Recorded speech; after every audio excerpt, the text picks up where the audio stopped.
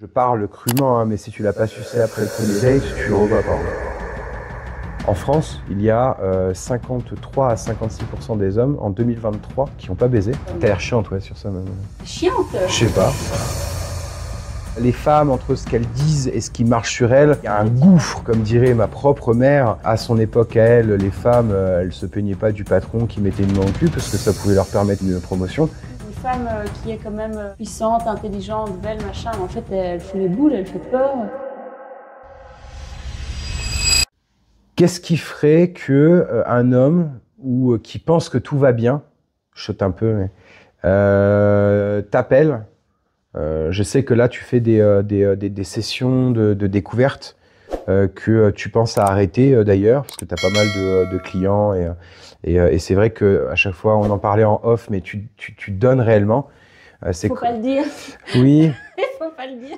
Bah, si, il faut le dire parce que les personnes pourraient être intéressées à faire déjà ce geste, ce premier acte, En fait, de venir parler de leurs problèmes.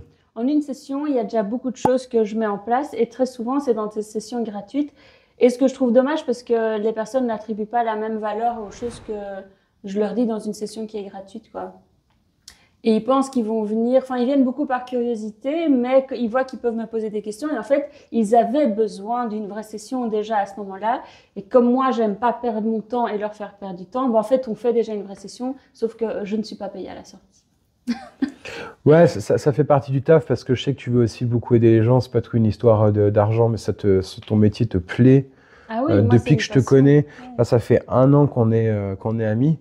Et depuis que je te connais, la partie professionnelle, ce que tu fais, est super importante pour toi dans ta vie. Argent ou pas argent. D'ailleurs, tu as eu encore des évolutions. Il y a 1 an, quand je t'ai connu, tu gagnais déjà bien ta vie. Là, tu as fait x2, x3 en chiffre d'affaires. Alors moi, je parle comme ça, c'est mon métier. Mais c'est pas qu'une histoire d'argent, mais je sais que t'es la même et c'est le même épanouissement qu'il y a 1 an. Alors c'est bien d'être valorisé, que son travail rapporte plus, parce que ça prouve que tu aides beaucoup de gens. C'est pareil dans mon métier, moi si j'aide personne, je suis pas payé. Ouais, si j'aide un max de monde, je suis payé, et potentiellement grassement selon ce que tu as choisi de facturer, quand, comment et à quel point tu aides les gens. Et parle-nous un petit peu de tous ces clients qui sont venus te voir et qui pouvaient pas, que tu n'aurais pas vu aller voir une sexologue classique, ou en général c'est des problèmes de couple juste, et avec qui tu as pu faire un travail en quelques heures parfois et qui vraiment a changé la vie, quoi. Pour répondre à ta question, je pense qu'il faut que vraiment les gens comprennent la différence entre le coaching et les thérapies classiques, tu vois. Et je mets la sexologie dedans aussi.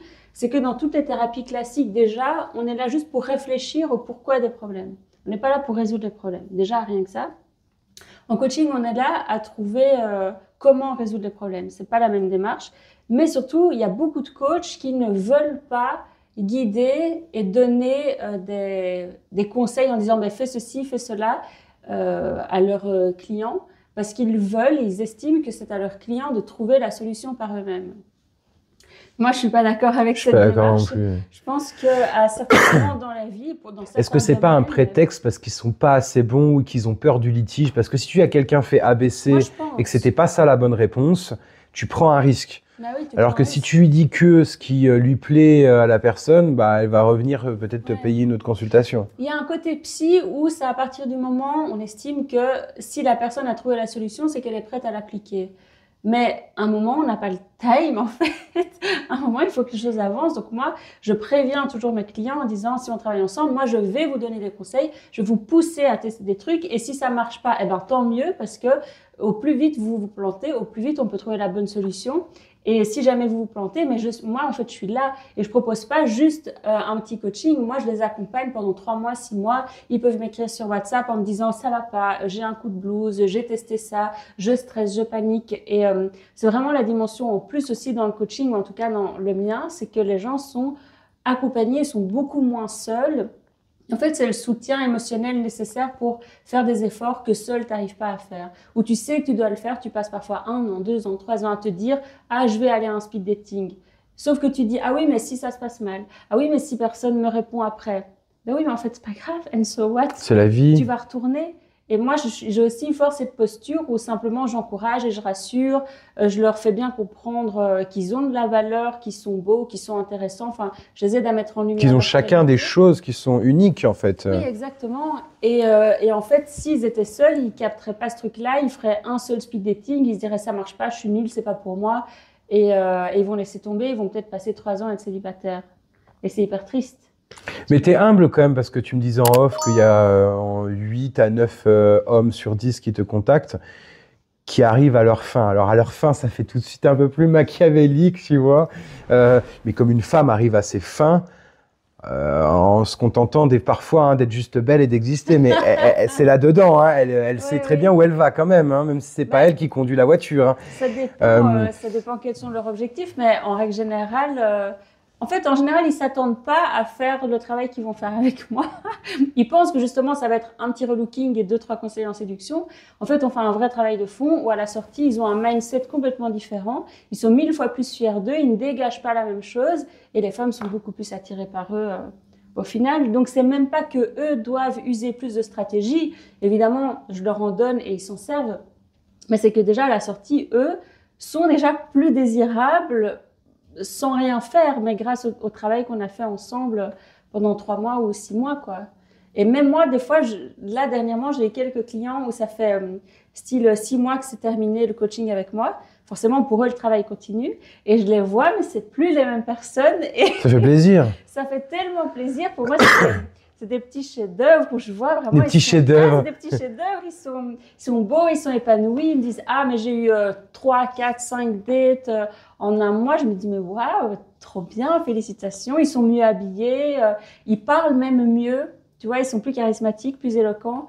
C'est la confiance en eux et arriver aussi avec les résultats positifs. Hein. Oui, mais je crois que le fait de travailler avec moi, qui suis une femme, c'est pas du tout le même cheminement que s'il parlait avec un homme ou s'il parlait avec une femme âgée. Ou le fait que je puisse potentiellement correspondre aux femmes qui pourraient convoiter, ça participe aussi à leur motivation.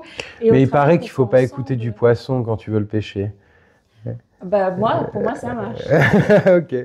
Mais parce que je suis pas dans une posture de séduction avec eux. Et oui. Moi, je comprends. Et puis c'est ton travail, c'est ton métier. Oui, parce que moi, je n'irais pas prendre des conseils d'une femme pour aller, toi potentiellement, parce que c'est ton métier. Mais sinon, je n'irais pas. Dans l'absolu. Ah oui. Ah oui, je suis d'accord. Moi, je n'irais pas voir une femme pour lui demander comment séduire une femme. Je vais avoir que des conseils en mode cuck qui ne marcheraient même pas sur celle qui me. Sois gentil. Ouais, voilà. Mais tous les trucs qui ne marcheraient même pas sur celle qui te le dit.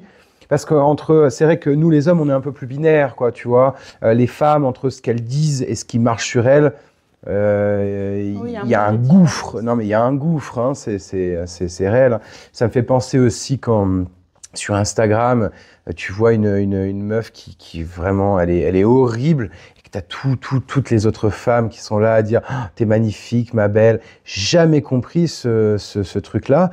Et j'ai l'impression qu'elle le pense. Je sais pas, c'est ce que je te disais. Moi, j'ai l'impression qu'il y a un côté où les femmes sont rassurées de voir une femme plus laide qu'elles parce que c'est de la concurrence en moins et qu'elles se disent super. Mais c'est inconscient. Mais c'est inconscient. Mais oui, mais parce qu'on veut tout être parce que c'est vicieux si c'est conscient. Les plus fécondables possibles, quoi. La meilleure femelle fécondable. La meilleure femelle fécondable possible. Enfin, femelle alpha, quoi. Tu vois. Ouais, je comprends. On parle toujours des mâles alpha, mais il y a les femelles alpha aussi, quoi. Ouais, mais c'est de celles qui font peur, non? C'est de celles qui ont une carrière. Ça dépend à quel point elles sont intelligentes et il faut pas être trop grande gueule. Enfin, ça dépend ce que tu cherches et comment tu manages. Moi, je me méfie des femmes un peu trop intelligentes, par exemple. Attends, si elles ont déjà la beauté, elles peuvent facilement manipuler la jante masculine. Et mais pourquoi est-ce qu'on manipulerait forcément? Arrête. Non, mais pourquoi? Pourquoi? Tu peux le faire, en tout cas. Et tu as des intérêts à le faire. De nos jours, on ne s'attaque jamais aux femmes en disant que les belles femmes manipulent, ou comme dirait ma propre mère, À son époque, à elle, les femmes, elles se plaignaient pas du patron qui mettait une main au cul parce que ça pouvait leur permettre une promotion. On n'en parle jamais, ce genre de choses. Bah, actuellement, si, maintenant on en parle, c'est un peu un sujet de Ouais, société. mais ma mère me dit, mais maintenant, comme c'était le cas il y a 30 ans, il y a des femmes qui sont très contentes de pouvoir sucer leur patron pour avoir une promotion. Oui, bien sûr. Ça existe. C'est pas une majorité, mais ça existe. Alors que nous, bah, il faut travailler, quoi. J'ai jamais entendu parler d'un pote à moi qui a fait ça, une femme de patronne ou manager, et qui a pu évoluer. Mais du coup, les femmes alpha ont beaucoup de pouvoir, plus qu'un homme alpha. Moi, j'ai cette impression. Encore une fois, ça dépend du milieu où tu es. Enfin, tu vois, c'est un peu trop hypothétique de comparer ça comme ça. On parle de quelle femme, dans quel pays, de quel âge, qui a quel métier. C'est vrai que je parle souvent pour l'Occident, de mon côté. Parce que oui et non, tu vois, comme tu dis, une femme qui est quand même puissante, intelligente, belle, machin, mais en fait, elle fout les boules, elle fait peur. Moi, ouais. Tu vois, il y a plein Moi, j'ai pas de d'hommes qui honte à se le dire disent, parce qu'il y a des hommes qui ne l'avoueraient jamais. Non, mais il y a plein Moi, d'hommes. c'est des femmes qui, pas me fait peur, mais ça désérotise pour Oui, moi la c'est femme. Ça me, trop dominante, quoi. ouais, trop de hache. Moi, j'y vais pas personnellement parce que je saurais pas où me positionner par rapport à ça. Elle me laisserait pas aussi. Mais toi, tu vois ça forcément comme un combat, mais tu vois, à un moment, peut-être que ça pourrait fonctionner et que chacun trouve sa place, quoi, tu vois. C'est pas parce qu'elle a un tempérament dominant qu'elle va forcément chercher à te soumettre, tu vois. C'est pas aussi binaire, les relations humaines, quoi. Non, mais j'ai pas peur qu'elle me soumette parce que faut y aller pour moi. Mais j'ai peur que moi, je ne puisse pas arriver de manière naturelle, sans effort, à la soumettre. À la soumettre? Ouais. Ok. Un homme en couple veut que sa femme soit soumise, que ce soit énormément Et t'entends quoi ou un par tout petit peu. soumise? Ça veut dire quoi pour Pas toi? dans le côté malsain, dans le côté chacun à sa place. Bon, moi, je suis un peu trad aussi. Tu me connais. Mais ça veut Enfin, dire quoi soumis? Parce que c'est un pas jour, un tu m'as dit rapport que j'étais pas péjoratif. si trad que je pensais. Non, t'es pas. Tous les mecs actuellement qui se disent traditionnels alors que, je sais pas moi, ils sont expatriés, ils ont des jobs complètement farfelus, ils regardent du porno, ils ont sauté 50 meufs. Je vois pas en quoi vous êtes trad, hein. Parce que vous voulez que votre copine reste à la maison. Ah, ok, mais il suffit pas d'avoir cette volonté-là pour être Non, trad. c'est une Être phase. trad, c'est respecter des traditions. Et Ouais, vous ne alors c'est respectez peut-être pas, aucune tradition. c'est peut-être pas le bon mot alors. Je sais pas comment dire ce mot, mais Un moi, peu conservateur. j'aime bien. Ouais, alors on va dire ça comme ça, conservateur. Moi, j'aime bien quand même. Moi, je crois beaucoup à la biologie, et même dans l'aspect social. J'aime bien que les choses soient à leur place, quoi. Oui, mais selon toi, selon tes règles à toi. Ouais, c'est vrai, Pas selon mes règles à selon ta moi. culture, pas selon une certaine religion, pas selon même une certaine éducation, c'est selon toi. Et toi, tu as construit ta morale et ta logique avec toutes tes expériences, mais c'est pas forcément logique culturellement, géopolitiquement. Enfin, tu vois, c'est pas tout ne fait pas sens ou tu es resté au même endroit, tu as évolué dans un univers, les autres font comme ça. Pas du tout. Tu vois, tu es assez marginal dans ta situation, dans C'est tes vrai. choix de vie. Oui, bah trad, c'est pas le mot alors. Mais j'aime bien incarner quand même ce que doit, selon moi, incarner l'homme. Et j'aime bien être avec des femmes qui incarnent, selon moi à nouveau, je fais attention maintenant, ce que doit incarner une femme. Et quand ça commence à être l'inverse, ou je le vois dans des couples d'amis, ou dans des rencontres, en parlant, que des potes font, je vois que c'est... Ben, je vais t'emmerder, mais est-ce que ta logique t'a amené à être dans des couples épanouissants? Pour le moment, non. Mais après, j'ai beaucoup évolué sur ces dernières années. Du Ouais. coup, est-ce que le nouveau moi, avec l'expérience que j'aurais pu avoir sur toute ma vie, te répondrait pas oui, largement. Te répondrait pas oui. On verra. On verra. On fera le suivi sur 3 à 6 mois.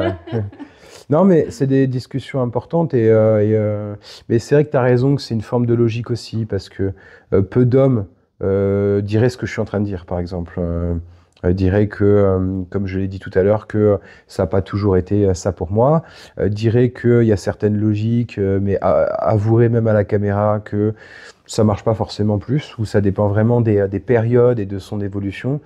Et je pense que moi, par exemple, je me retrouve dans mon côté masculin de dire les choses, même quand ça sont pas, même quand ça me met pas forcément énormément en valeur, mais de l'assumer et de cette authenticité, et le fait que je l'assume et que j'en ai rien à foutre, je me sens là dans mon côté masculin. Parce Oui, que tout à fait. je vois beaucoup d'hommes, eux, dès que ça touche un peu à leur partie F, ou dès que c'est des choses qui les mettent pas forcément trop en avant, ça n'existe pas, ou il faut pas en parler. Comme quoi, par exemple? Comme ce sera d'autres discussions pour d'autres vidéos, mais je t'avais déjà expliqué que j'ai pas toujours eu le succès avec les femmes que j'ai à l'heure actuelle. Bien au contraire. Même un homme qui a passé le cap ne l'avouerait pas forcément qu'il a eu une partie de sa vie où c'était la galère, alors que presque tous les hommes galèrent. C'est une grosse majorité des hommes galèrent, c'est pour ça qu'ils viennent et qui te consultent, et puis ensuite ils arrêtent de galérer. C'est bien, tu pourras changer quelques micro-stats sur le pays, c'est possible, que ce soit en Belgique, en Suisse ou en France ou même ailleurs. Mais moi, je me sens dans mon masculin d'avouer quelque chose, c'est pas une question de se sentir faible ou quoi, je le ressens pas du tout comme ça, mais je me sens dans mon masculin de dire une chose comme ça et de dire que j'en ai rien à foutre, que je suis la meilleure version de moi-même, que je travaille sur moi et que ça va maintenant, par exemple. Mais Bah, de toute manière, être capable d'avouer une faiblesse, c'est une forme d'assurance et c'est très séduisant parce que ça veut dire qu'en fait, tu es à l'aise avec ce truc-là et que tu peux mieux faire et que tu as suffisamment confiance en ta capacité à faire mieux, tu vois. Donc, en fait, c'est viril, c'est séduisant et ça te met à ton avantage. écoutez ça, hein, celle Non, qui mais c'est un voudrait... truc de base en séduction, c'est admettre certaines petites faiblesses. Tu vas pas passer ton temps à parler que de ça, mais en fait, en plus, ça permet aussi à la femme d'être touchée, de se connecter à toi. Ouais. De se dire, ici, c'est dur, mais peut-être pas forcément pour moi, Oui, ou c'est pas il inaccessible. n'est pas en force tout le temps, parce que les mecs qui sont dans une démonstration de force, on se dit, mais il veut combler quoi? Tu vois, qu'est-ce qu'il veut cacher en fait? En général, c'est quelque chose, il y a un truc. Tu vois? Donc, c'est pas du tout un bon calcul de se dire, ouais, je vais lui en mettre plein la vue. Non, c'est pas comme ça que ça marche, la séduction. Mais d'ailleurs, on parlait du passé, du présent, ce genre de choses. Ouais.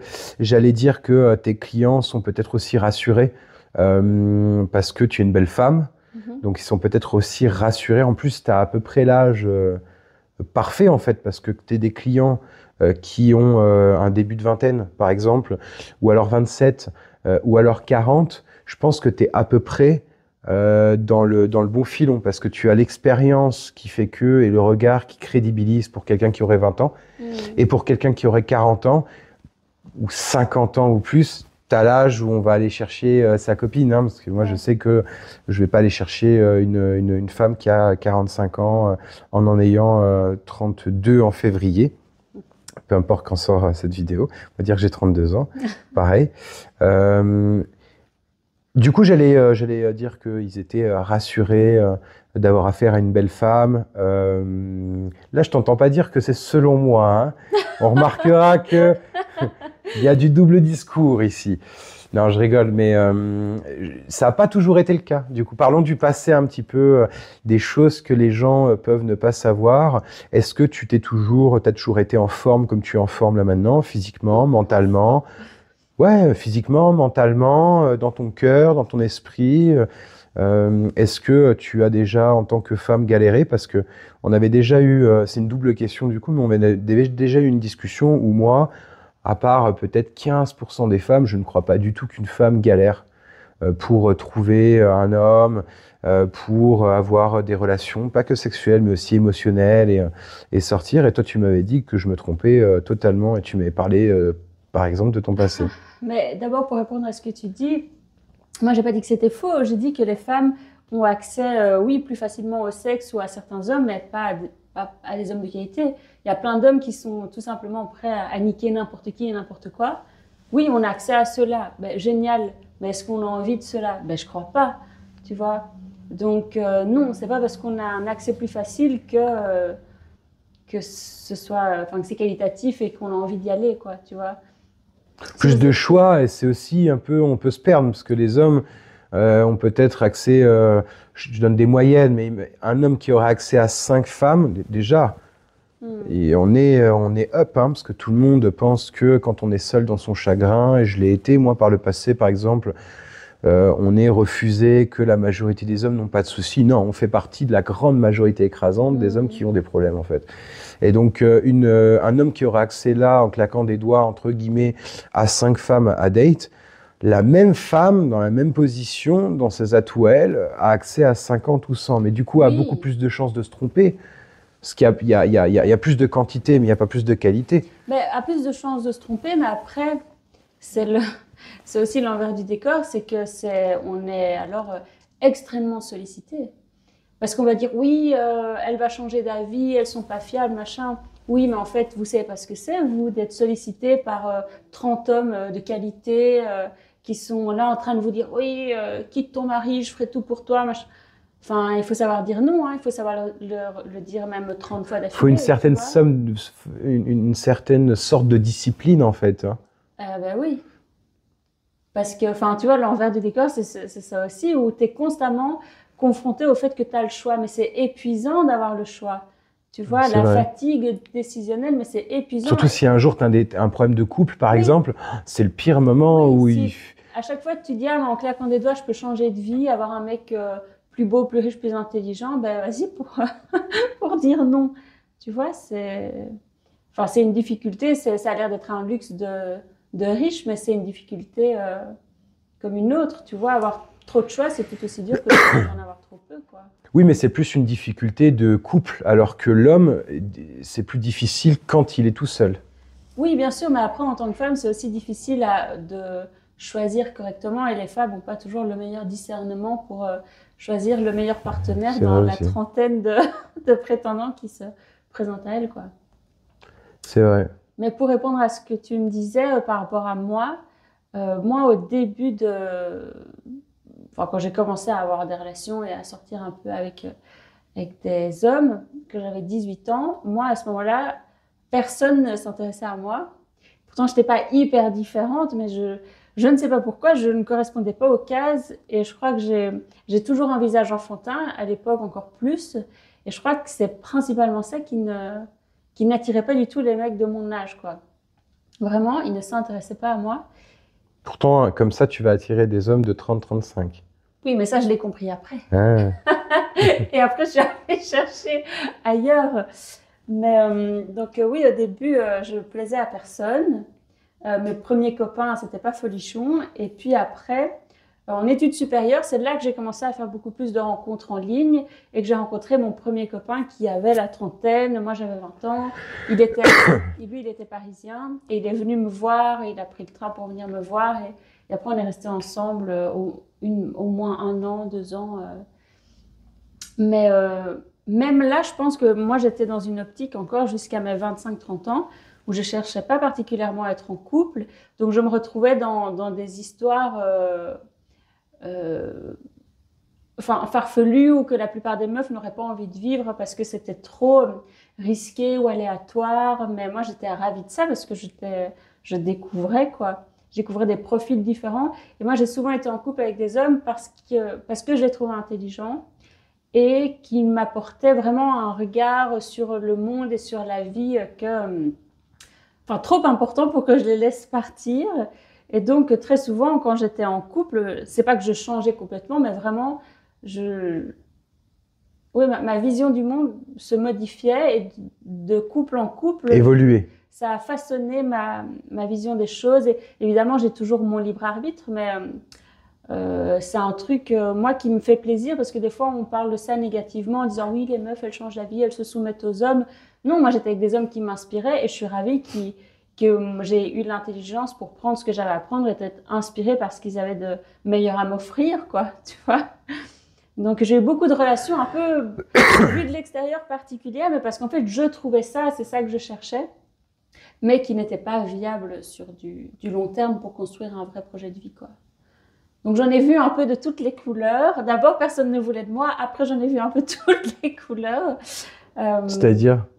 Parce que ces profils que je décris là, c'est parfois des mecs un peu fous, quoi, ou un peu instables, ou un peu déséquilibrés, mais Et qui te font vivre des fortes émotions. Qui me font vivre des fortes émotions, mais aussi qui étaient très intelligents. Je ne sais pas combien ils avaient de QI, mais qui étaient très intelligents, qui étaient obsessionnels sur certains sujets et du coup super calés sur certains sujets, et avec qui je parlais énormément. Enfin.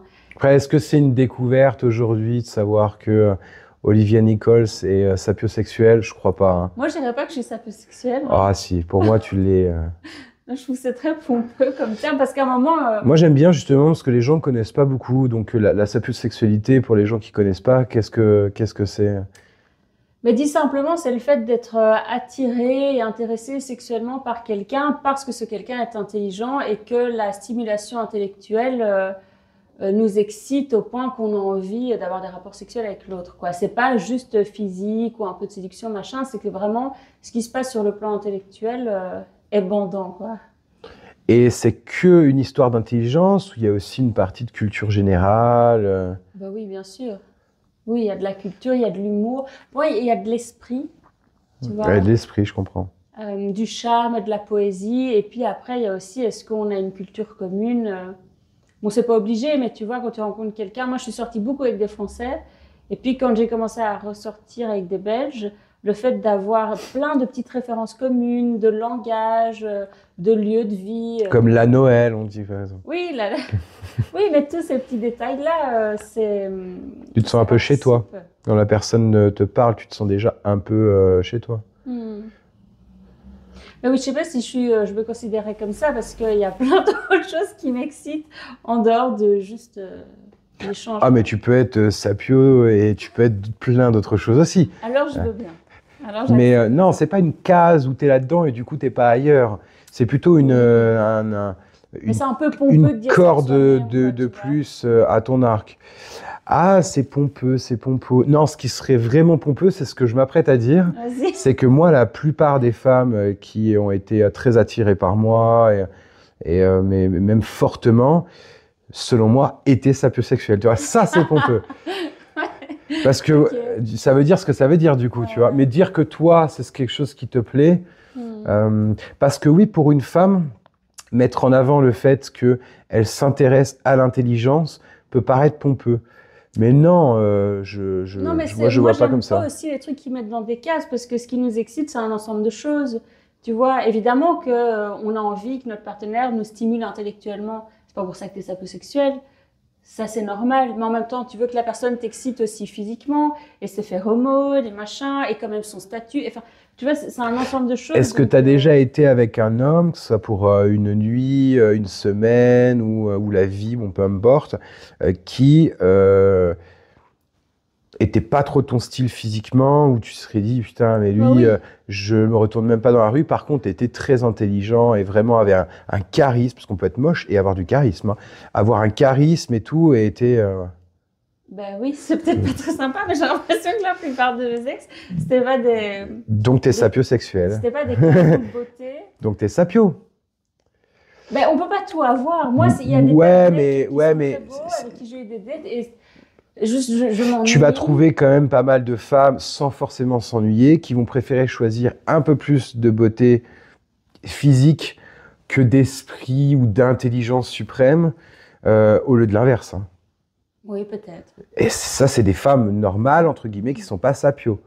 Mais moi, j'aimerais les deux, quoi. Mais tu as. Oui, mais dans l'idéal, tu vois, pourquoi est-ce qu'il faudrait choisir?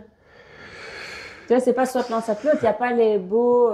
c'est vrai, mais quelqu'un qui veut se buter son crâne tous les jours à des podcasts, à de la culture, à augmenter son intelligence, faire des choses, il n'aura pas autant de temps pour le sport, pour aller faire le shopping, pour les vêtements. C'est moyennement vrai. Oui, mais voilà, mais on parle qu'en généralité, en fait. Mais si tu sors des généralités, moi, ça existe. Oui, ça existe un homme... Qui sont, et beau et intelligent. Hein. Oui, mais c'est dans son quotidien accordé à 7 ans pour absolument tous les pans bénéfiques de ta vie, c'est compliqué. Ça dépend de ta génétique. Tu veux, imaginons que tu n'es pas riche. Parce que moi, par exemple, j'ai quelqu'un qui fait mes courses et qui fait à manger, qui fait absolument tout. Et qui est pas ma copine, qui pour le coup elle est pas contente parce qu'elle peut pas le faire elle. Bon, on en parlera d'ailleurs, c'est intéressant. Mais si j'avais pas ça, donc si j'étais pas riche entre guillemets, je devrais aller faire mes courses. Ce serait pas que au supermarché, parce que voilà, ce serait à la boucherie, ce serait au traiteur, ce serait au fromager, c'est du temps. Donc déjà pour bien manger, c'est du temps. Je devrais cuisiner. Pour bien manger, il faut cuisiner au moins un minimum. Ouais. Mais oui, mais c'est du temps, que ce soit bien sûr. ou pas. Je devrais aller à la salle de sport, mais je devrais pas faire que de la muscu ou que du cardio, parce que c'est une fausse bonne idée. Il faut faire quand même les deux, si tu veux vraiment être la meilleure version de toi-même. Je devrais travailler, donc homme de valeur, peut-être pas riche, même voilà, mais entrepreneur ou un salarié, il va travailler au moins 8 heures par jour. Ouais, voilà, je suis gentil. Tu as des activités à côté, que ce soit du sport à nouveau, pas forcément la salle, ou des activités classiques, sociales. J'ai l'impression que tu décris ma vie. Mais t'arrêtes pas en fait.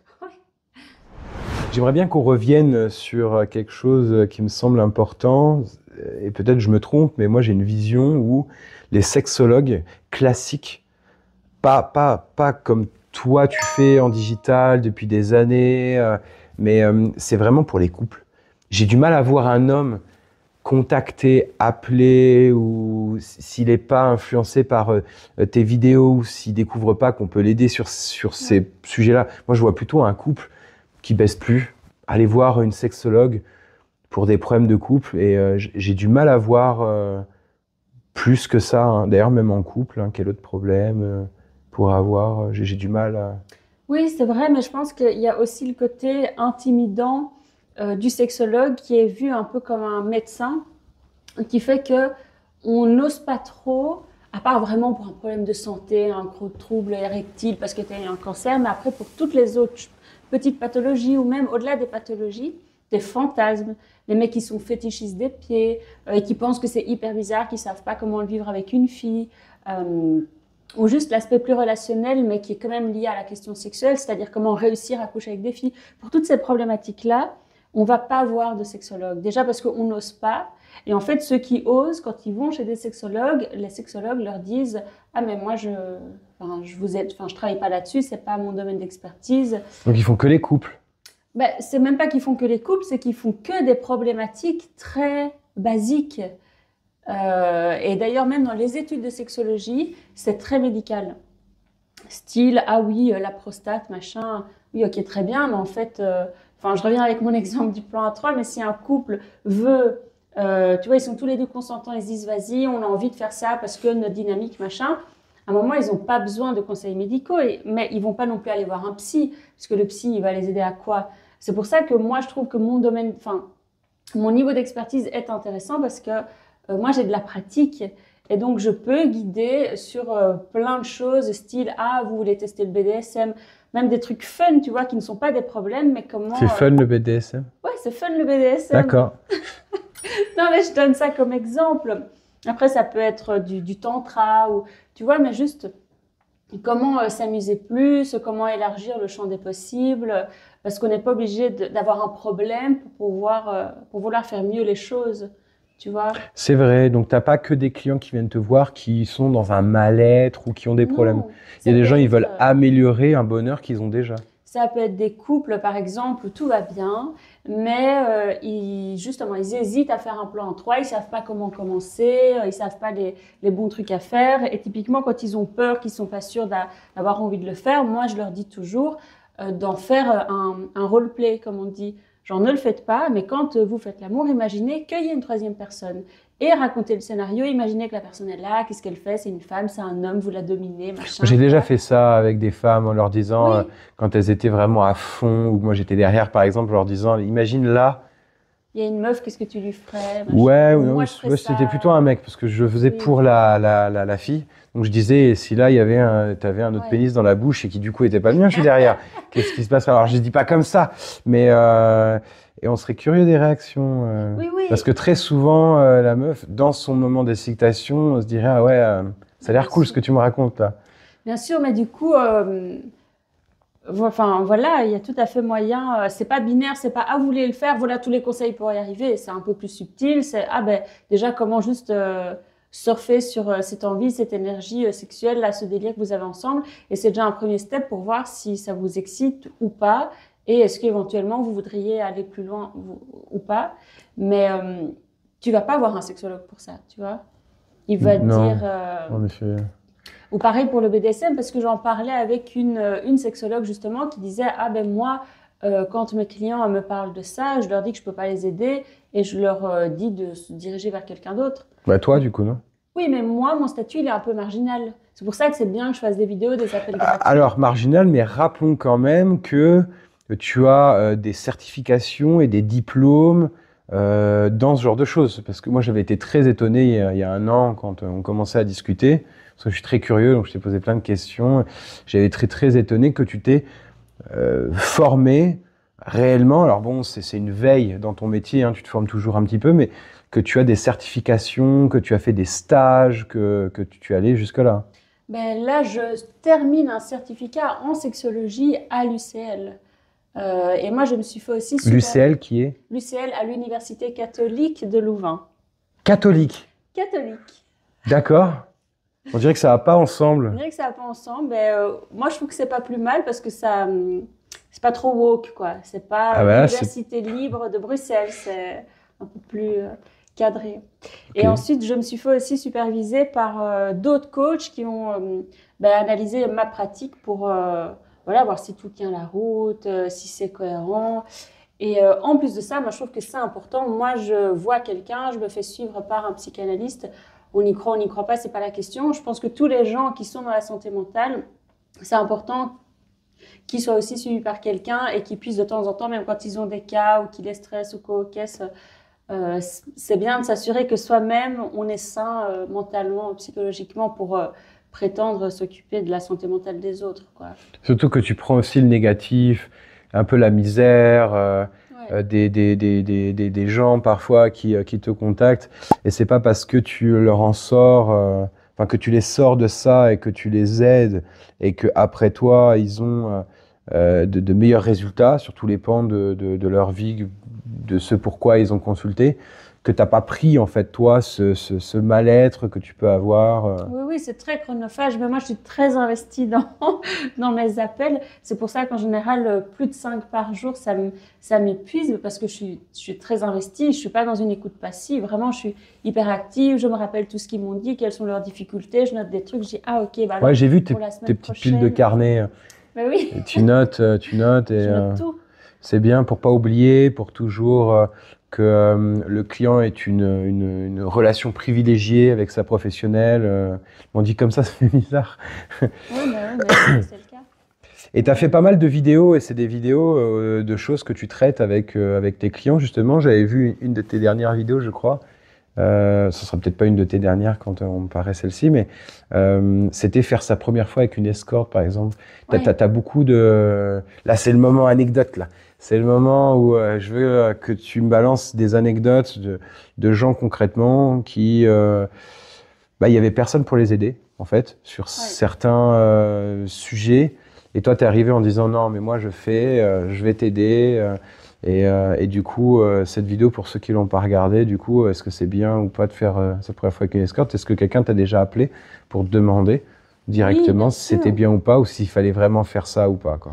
Ah bien sûr, mais en fait, c'est un point de vue qui est un petit peu touchy, un peu tabou, mais moi souvent quand je suis face à des hommes qui ont plus de 25 ans et qui sont encore vierges, moi je les oblige à rien, mais je leur dis toujours qu'il y a cette option-là et que c'est pas forcément la pire parce qu'en réalité, si ils veulent faire tout le processus de stratégie de rencontre, de dating, de machin, que ça va peut-être durer encore 1 an avant qu'ils couchent avec quelqu'un, et qu'au moment où ça arrivera, ce sera peut-être une meuf qu'ils aiment beaucoup, ça va mal se passer, la meuf voudra pas les revoir, ils vont avoir honte, enfin, il y a peu de chances que ça se passe bien. Oui, c'est vrai. Et très souvent, moi, je trouve que c'est mieux de passer par là, de payer une Ça femme. désacralise, hein, parce que le sexe Ça reste désacralise. le sexe reste du sexe, bon ou mauvais. C'est pas pour tous les hommes, mais pour certains, c'est tout à fait adapté. Et surtout, il faut le faire de manière un peu intelligente, et c'est ce que j'explique dans ces Ça ouvre vidéos. l'appétit aussi, quand même, non? Mais au moins, quand ils ont un rapport tarifé comme ça, ils peuvent poser des questions À la femme, ils peuvent un peu être rassurés sur des trucs, là où avec une fille, entre guillemets, normale,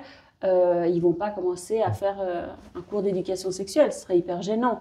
Tu vois, genre, ah, il est là ton clitoris, ah, là, tu as eu un orgasme, enfin, ah, ça sent comme ça, tu vois, tu peux pas. Ouais, c'est vrai. Alors qu'avec une femme que tu payes, c'est peut-être pas romantique, mais au moins, tu as zéro pression et tu es dans une attitude de limite un peu d'apprentissage, de plaisir aussi, parce qu'il y a quand même le truc de c'est excitant malgré tout, mais aussi d'apprentissage. Et je trouve que c'est même, bon, ça c'est mon point de vue, mais un peu une responsabilité en tant qu'homme de se dire à un moment, le jour où je rencontrerai une femme que j'aime, j'ai envie de pouvoir l'honorer correctement, de pas être complètement à côté de la plaque.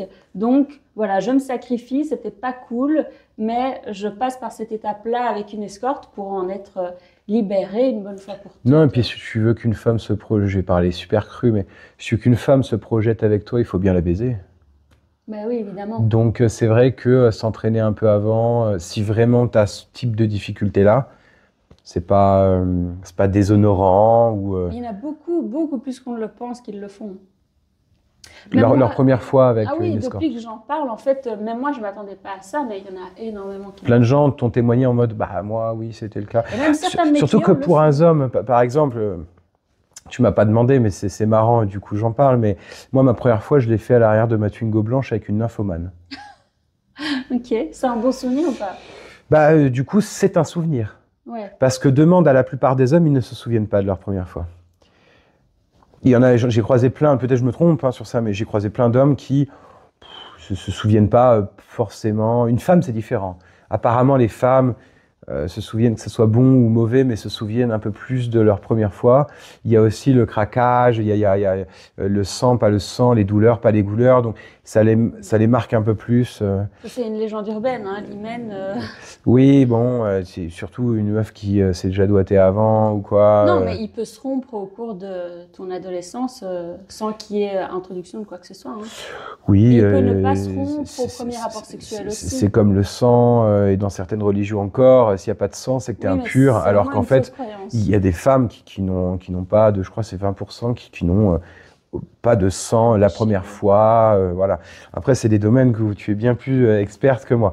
Non, je disais juste que de ce que j'ai cru comprendre, peut-être c'est faux, mais les femmes se souviennent quand même beaucoup plus de leur première fois, peut-être parce qu'elles l'ont un peu plus sacralisé aussi avant de le faire. Ça, j'en sais rien.